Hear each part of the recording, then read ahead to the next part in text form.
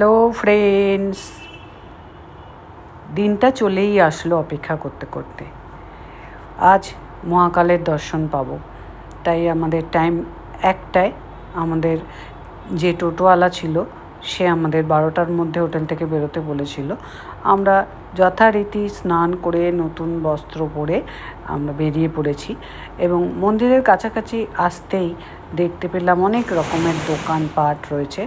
সঙ্গে এই যে এরা মহাকাল লেখা টিপ লাগাবে বলে জায়গায় জায়গায় দাঁড়িয়ে আছে। মায়াপুরে যেমন আছে তিলক কাটানোর মতন, সেরকম আপনাদের দেখে শখ হলো, ভাবলাম একটু লাগিয়েই নিই।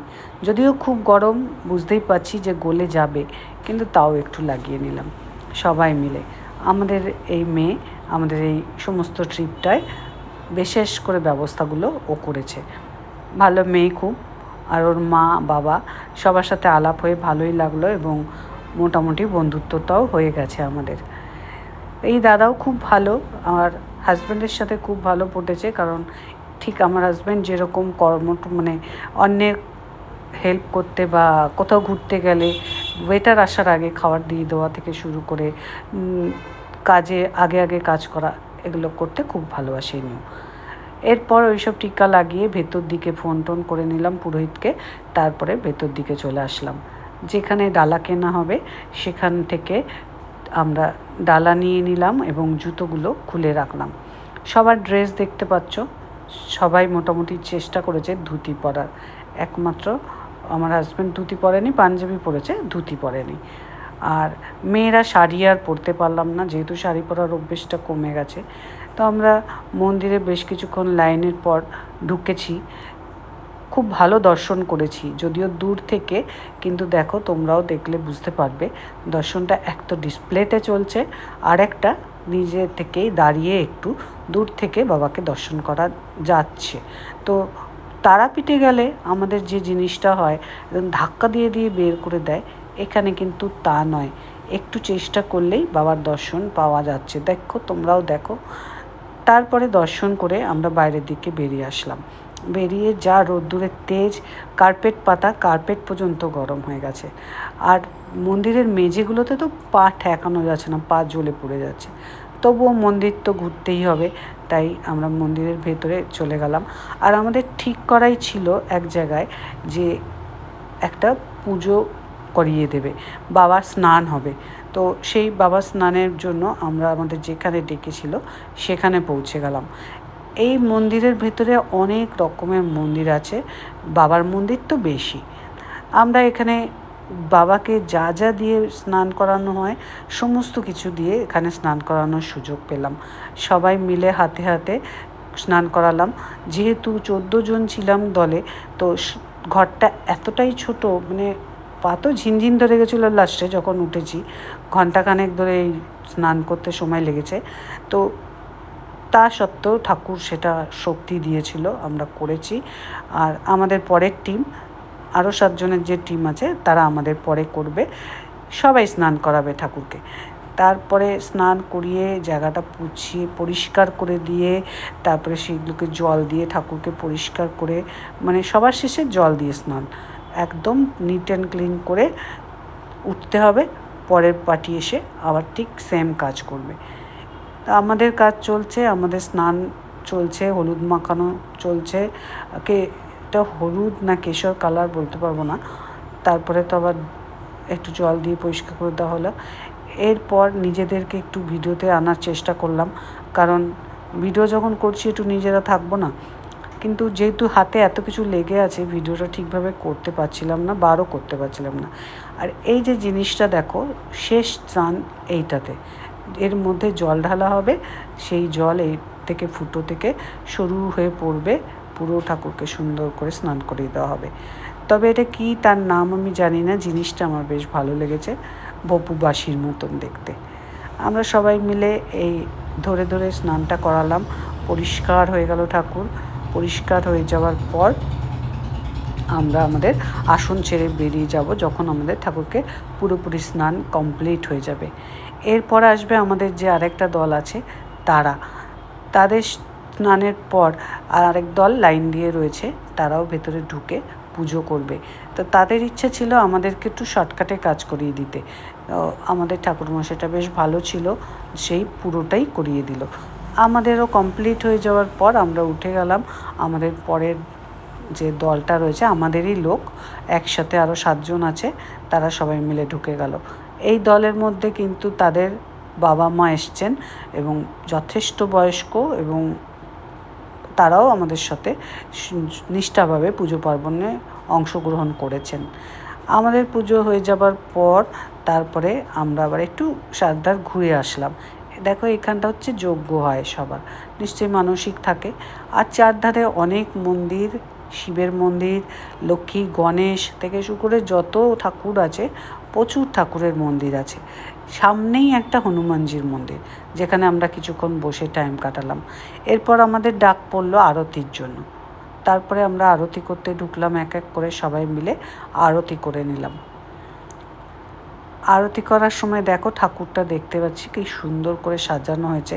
এই সাজানোটা কিন্তু আমরা করিনি, আমাদের পরে যে একটা দল পুজো করেছিল না, সেই দলটাই এই ঠাকুরটাকে সাজিয়েছেন। ওদের শেষ কাজ হচ্ছে ঠাকুর সাজিয়ে বেরিয়ে যাওয়া। এরপর আমরা ঠাকুরের আরতি করে নিলাম। এখান থেকে আমরা আমাদের পুজো কমপ্লিট। আমাদের এখানে একটু ভস্য আরতির ভস্য দেবে বলে বলল, ঘণ্টাখানেক লাগবে, আপনারা একটু ঘুরে ফিরে আসুন। তাই আমরা মন্দিরের থেকে বাইরে বেরিয়ে মন্দির চত্বরটায় একটু ঘোরাঘুরি করতে আরম্ভ করলাম এবং ফটোও তুলতে আরম্ভ করে দিলাম। মন্দিরের মেঝেটা এত বেশি তাপ পেয়েছে যে পা রাখা যাচ্ছে না, পা জ্বলে যাচ্ছে। এই দিকটা দিয়ে বাইরের গেট, আর এই ব্যারিকেডগুলো দেখে বুঝতেই পারছো যে মন্দিরে কতটা ভিড় কোনো কোনো সময় হয়। সেই জন্য এই ব্যারিকেডগুলো দেওয়া, লাইন মেনটেন করার জন্য। এরবার মন্দির থেকে বেরিয়ে আসলাম। বেরিয়ে এসে একটা বড় গণেশের মন্দির আছে, সেই মন্দিরের ভেতরেই এইগুলো গণেশের মূর্তিটা তোমাদের আমি একটু পরে দেখাচ্ছি। প্রথমে ভেতর দিকটা একটু দেখিয়ে নিই। এখানটা সব ধরনের দেবতা আছেন, সব দেবতাদের দেখে প্রণাম করে তারপরে কিছু দেবতার নাম সত্যিই আমরা জানি না, কারণ অন্যদের মানে বাঙালিদের দেবতা ছাড়াও অন্যদেরও দেবতা রয়েছে, তাই সবার নাম জানি না, কিন্তু সবার লক্ষ্মী গণেশ এগুলো আছে। আর এইখানটা দেখো ঠিক ঝুলন সাজানোর মতন কত দেবতা, ছোট ছোট ছোট ছোট। আর এই হচ্ছে সেই গণেশ। এই গণেশ দেখে আর ঝুলনের মতন এইগুলো দেখলাম, দেখে থেকে আমরা আবার চারধার পুরোটা দর্শন করে বেরিয়ে এলাম। বেরিয়ে দেখছি সোজাসুজি কটা সাধু বাবাকে আমাদের এই লোক কথা বলছেন, মাথায় ময়ূরপুচ্ছ দিয়ে দিচ্ছেন, মানে আশীর্বাদ দিচ্ছেন। আর তারপরে একটু এগিয়ে আসলাম, বেরিয়ে যাব রাস্তা দিয়ে। আমাদের টোটো যেখানে আছে সেই গেটে আসতে বলবো আমাদের টোটোকে, যে গেট দিয়ে আমরা বেরোচ্ছি। এগিয়ে যেতে যেতে টুকটাক দোকানপাট পড়ছিল, সেগুলো একটু দেখলাম, দেখে আমরা বেরিয়ে গেলাম। বিকালের দিকে আমাদের কাজ ছিল না বলে আবার আমরা ঋণ মুক্তেশ্বর মন্দির, দেবতার মন্দির দেখতে বেরোলাম। তো এখানে অনেক গোমাতাকে সেবা করানোর জন্য ঘাস কিনতে পাওয়া যায়, ড্রাই ফ্রুট কিনতে পাওয়া যায়। এখানে একটা গাছ আছে মানসিকের সুতো বাঁধা, গাছটা খুব ভালো লাগছিল দেখতে, সিনেমায় দেখতে পাওয়া যায় এই ধরনের গাছ। আর এই যে মন্দির দেখছো, এটার এই মূর্তিটাই নাম ঋণ মুক্তেশ্বর মূর্তি। সামনে একটা জলাশয় রয়েছে, জলাশয়ের পাশ দিয়ে মন্দিরটা। আর এই মন্দিরের একটা স্পেশাল ব্যাপার হলো, এখানে পুজো বলতে ওই গরুদের খাওয়ানোর ঘাস জাতীয় কিছু পোটলা বাঁধা থাকে, ওটাই কিনে আনতে হয় এবং এই বাবার কাছে সেটা চড়িয়ে দিতে হয়। এখান থেকে ওই গরুদের কাছে যায় খাবারগুলো। আমাদের এগুলো কেনা হয়েছিল, কিনে আমাদেরকে ওইখানে পুজো যখন সুযোগ আসলো, প্রথমে এনারা পুজো করছিলেন বলে আমরা দূরে দাঁড়িয়েছিলাম, তারপরে যখন আমাদের সুযোগ আসলো আমরা এগুলো দেব। তো ততক্ষণে একটু চারধারে ঘুরতে গিয়ে দেখলাম যে কতগুলো শিবের মূর্তি, পাশেই এই ছোট্ট একটা জায়গা রয়েছে ফাঁক দিয়ে, সেখানে শিবের মূর্তি রয়েছে, লিঙ্গ রয়েছে, নিশ্চয়ই এই লিঙ্গতে জল ঢালা হয়। আর এই যে মন্দিরটা, এটা হচ্ছে হনুমানজির মন্দির। হনুমানজির মন্দিরটা পাশ থেকে দেখা যাচ্ছে।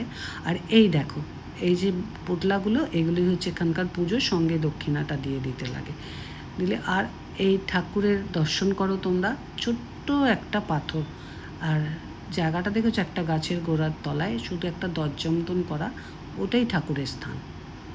এই চারধারটা আমরা একটু ঘোরাঘুরি করে নিলাম, ঠাকুর দর্শন করে পুজো দিয়ে এই শিবলিঙ্গগুলো দেখলাম, দেখে টেকে তারপরে আমরা চলে গেলাম চিন্তামন গণেশ দর্শন করতে। চিন্তামন গণেশ তো আমাদের একদম পুরো চিন্তায় ফেলে দিয়েছিল, কারণ আমরা যাব না বলেছিলাম, সন্ধে পার হয়ে গেছে বলে। কিন্তু টোটোওয়ালা বদমাইশি করে হোক বা ইনকামের জন্য হোক, যাই হোক আমাদেরকে নিয়ে গেল। তারপরে হাফ রাস্তায় আমরা যাব না বলছিলাম, কিন্তু এমনই জায়গায় পৌঁছে গেছি যে আর একটুখানি, তাই চলেই গেলাম মন্দিরটা দর্শন করতে। মন্দিরটা সত্যিই সুন্দর, এত সুন্দর মন্দিরটা, বিশাল। কিন্তু একটা কীর্তি ঘটে গেছিলো, আমরা যে দিক থেকে ঢুকতে গেলাম ওটা বেরোনোর পথ, তাই বললো আমাদের ঢোকার পথটা দিয়ে ঢুকতে, কিন্তু চারধারে জল পড়ে থাকার জন্য আমাদের মধ্যে থেকে একজন পড়ে যায় এবং তার পায়ে খুব ব্যথা লাগে, তাই জন্য আমাদের খুব তাকে নিয়ে চিন্তা ছিল। তবে যেহেতু বাবার স্থানে গেছি, বাবা কিন্তু আমাদের সেই ভয় থেকে উদ্ধার করেছে। তার পায়ের ব্যথা যেটুকুনি ছিল, কষ্ট করেও সে পুরো আমাদের এই ট্যুরটা কমপ্লিট করেছে, দর্শনগুলো সে সব কটা দর্শনই করেছে কষ্ট করে। আমরা এবারে এগিয়ে চলেছি চিন্তামন দেবতার মানে গণেশের ইয়েটা দেখতে, মূর্তিটা দেখতে। মূর্তিটা তোমাদের সাথে শেয়ার করব, দেখবে মূর্তিটা কতটা সুন্দর। এরপর বেরিয়ে পড়েছি হোটেলের দিকে, কেননা হোটেলে পৌঁছে আমরা যাব আবার সেই প্রথম দিন যেখানে খেয়েছিলাম ওখানে। কিন্তু মোটামুটি অনেকটাই রাত হয়েছে, যাওয়া হবে কি না দেখা যাক, তবে শেষ পর্যন্ত গিয়েছিলাম। এখনকার মতন টাটা, বাই বাই।